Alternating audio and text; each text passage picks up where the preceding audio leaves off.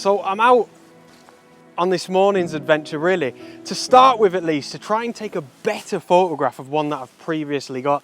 The conditions are looking good. There's just one or two things that I think I'm not entirely sure about, but I'll get into that in a second.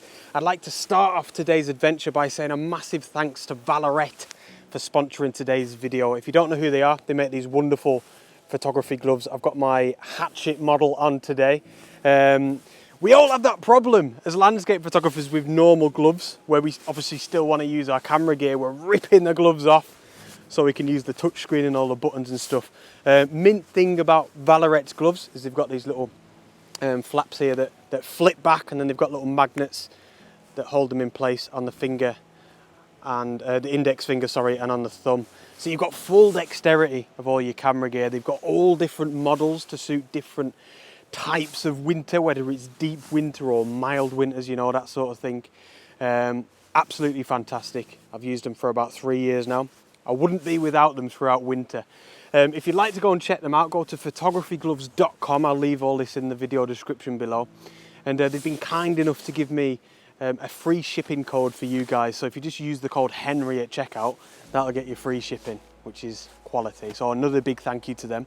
Right, I'm going to get myself set up now. Oh, the light is playing on the mountains in the background there. It's looking absolutely gorgeous, but still not sure if I can better this photograph. We'll see.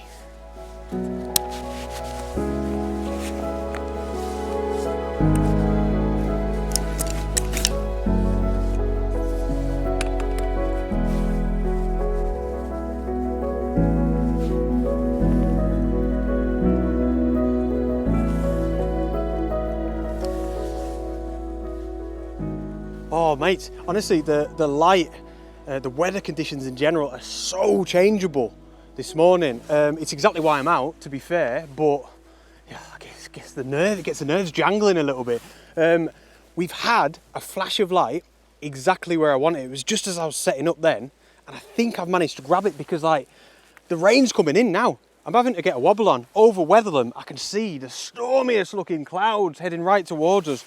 We are going to get drenched. It's forecast as well, so I know it's coming, but I think I was really lucky, or, you know, I took the opportunity whilst it was there. And what I'm really looking for, I'll put this image up on the screen here. This is the image. I love this photograph. I don't have a clue when I took it, like, maybe, it was definitely over 2 years ago.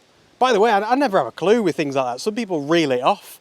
I took it in 2016, me. I wouldn't have a clue when it was. But anyway, I loved that photograph.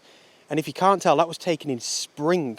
Of course now, we're in autumn. And them particular silver birch trees now are the most beautiful colour of yellow. And what happened was I had a workshop here a couple of days ago.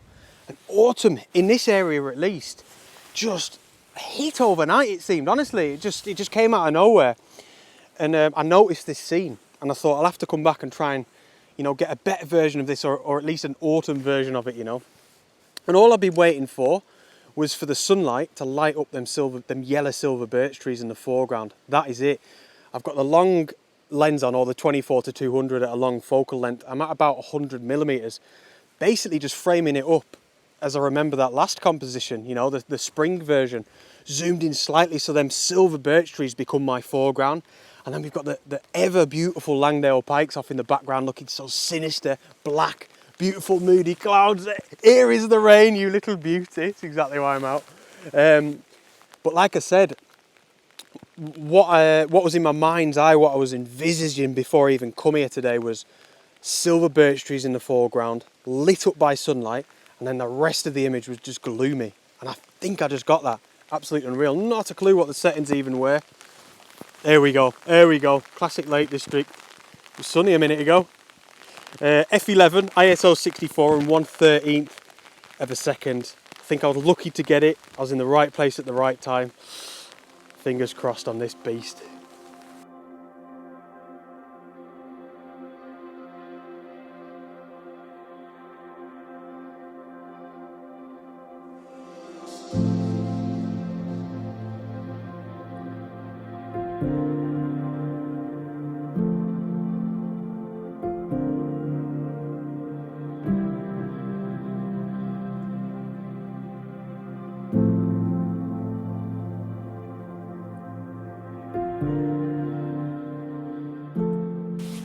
So I don't know if I've showed you the image yet, but I think I might prefer what these conditions are now.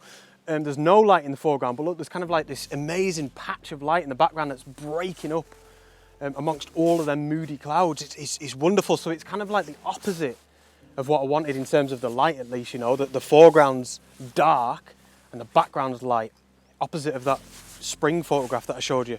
Thing is, this is why I think it might work better. These trees, look at them, they're so vibrant yellow that it's almost like they don't need the light. In fact, I don't know if that direct sunlight that we had earlier might have just made it all a little bit too bright in the foreground. So either way, I'm going to take this version. I might have shown you the previous one. This is looking good as well. Perhaps I'll just show you both.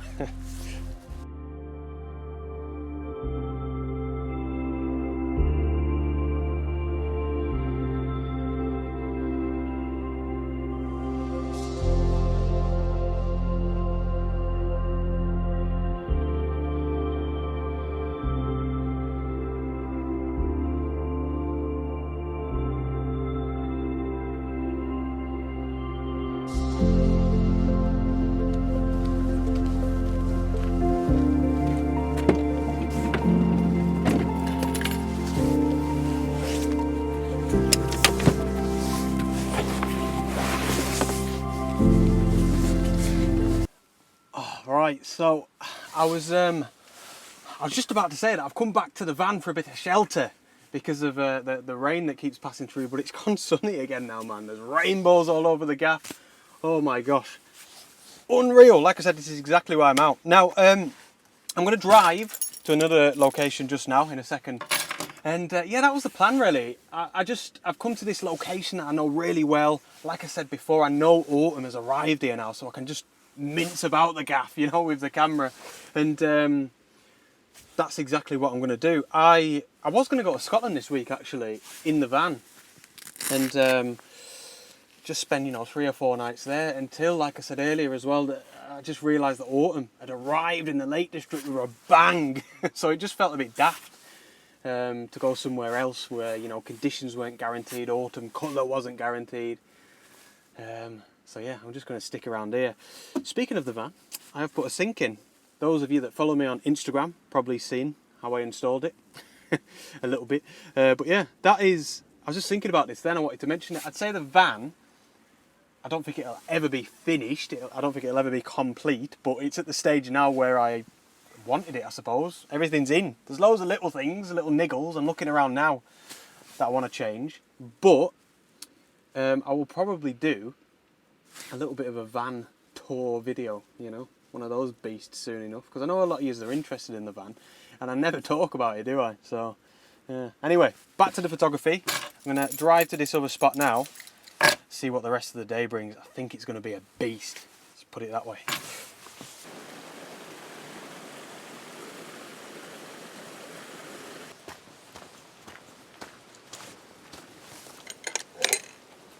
I found it a bit weird with that the first photograph that I got there, because, like, I don't know really, in a way I felt like I was cheating because I'd literally just parked up the van, 2-minute walk to get to the spot where I need to get my tripod out and then grab the shot. But the thing is, I've put in so much work before that to the point where I know the exact composition that I need, and I think that's something that I often forget, you know.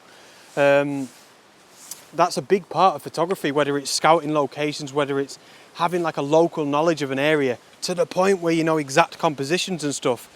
You know, that's so detached from like things like composition and the technical side of photography and all these things that we often talk about and how important it is. But I suppose you don't hear that often, do you? Having that knowledge of a location, it's so important, and I suppose that could be classed as like a bit of a skill as well as you know, a landscape photographer or whatever.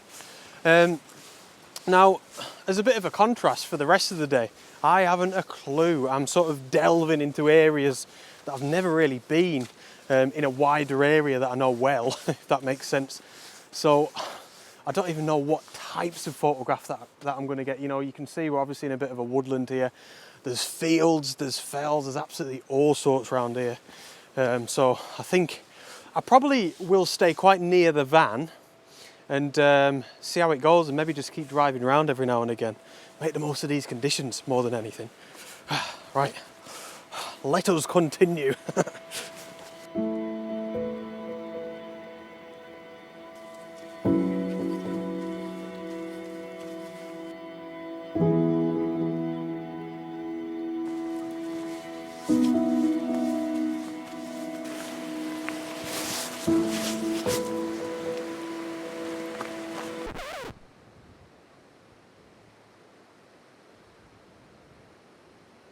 Oh, let me leg it down here, guys. So I think, ooh, dropped one of my little wind muffler things for my microphone. I think this is going to be okay. I feel like I start off every photograph by saying that. Basically, it's one of these classic sort of photographs where I'm using the river, the flow of the water to sort of lead the eye deeper into the photograph. I'm really trying to get a 3D feel with this one, you know. As the river sort of meanders, it bends around this small little fell or clump of land here, I don't know. It eventually takes us underneath a lot of autumnal trees. We've got some of those beautiful golden brown oak trees this time of year. It looks class, and they've got like dark black trunks on them, and it's all about the sky and the light. I think I'm going to wait around. It feels like the rain's coming in now.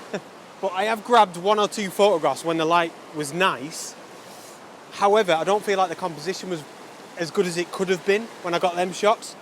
I fine-tuned the composition somewhat. I was starting a bit further over that way, and I've gradually made my way here to where I'm happy now.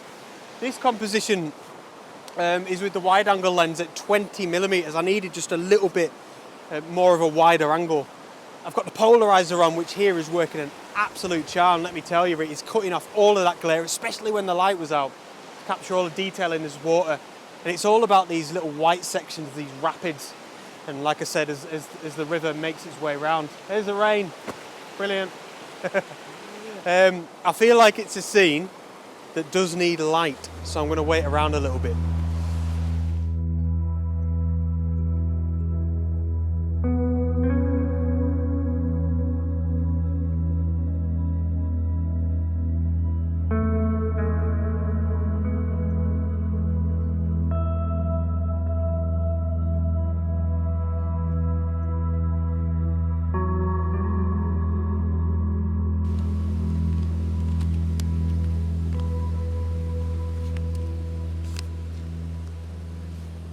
My gosh, man, absolute panic stations. The head is gone. It's like a headless chicken. Oh my gosh. Basically, I've come round a bit further from where I took that last image. I was curious to know what was round that bend, and this is what awaited me. Look at that. It's an absolute tunnel beneath those beautiful golden oaks.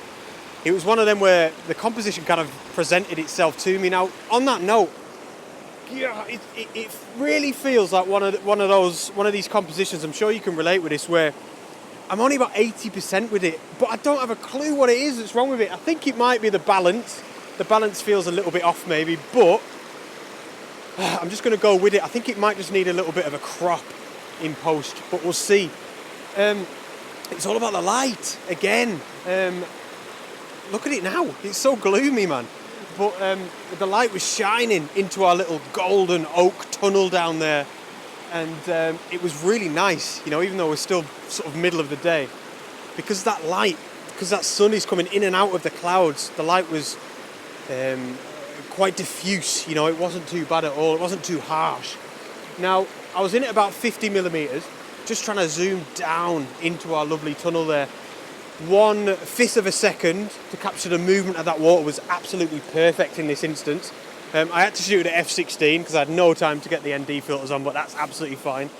And then it was on ISO 80, which I don't know what was going on there. That was obviously part of the panic.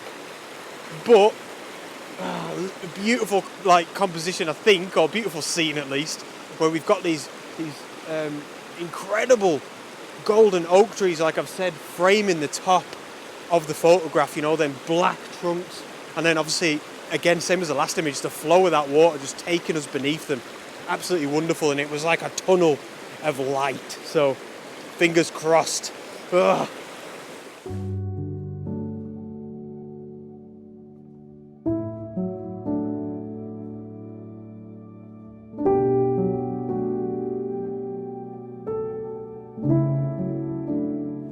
Oh, let me just show you this. This is proper funny. Obviously, I was chatting about how much I was panicking.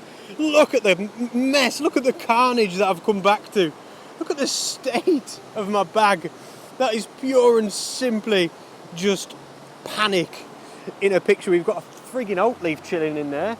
Oh, I've got a cereal bar. I forgot about that beast. Right, I'll have said cereal bar, and we'll move on because there's definitely more to this location.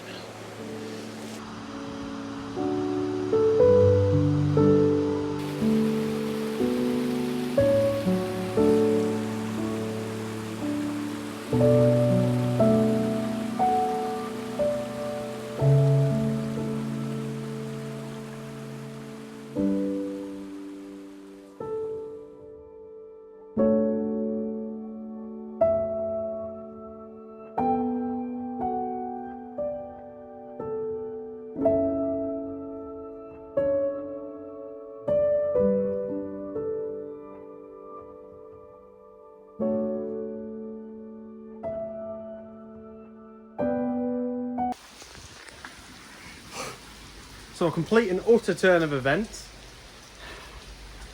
What I was going to do was go and get a bit of food and then head back out for the sunset, which is in about an hour and a half. It has absolutely started nailing it down, man. Look at this, I'm at a frigging graveyard. I got myself some chips. Looking good they are. And I'm just caught in this, man. So I've been under here. I suppose I'll have my chips here at the graveyard. And then I ain't going to be going out in this because there obviously isn't going to be a sunset. Look at this! Madness! So, what am I eating here? I thank you for your support. Cheers for tuning in. I'm going to eat my chips here at the graveyard. What's gone on here? And I'll see you on the next adventure. Out!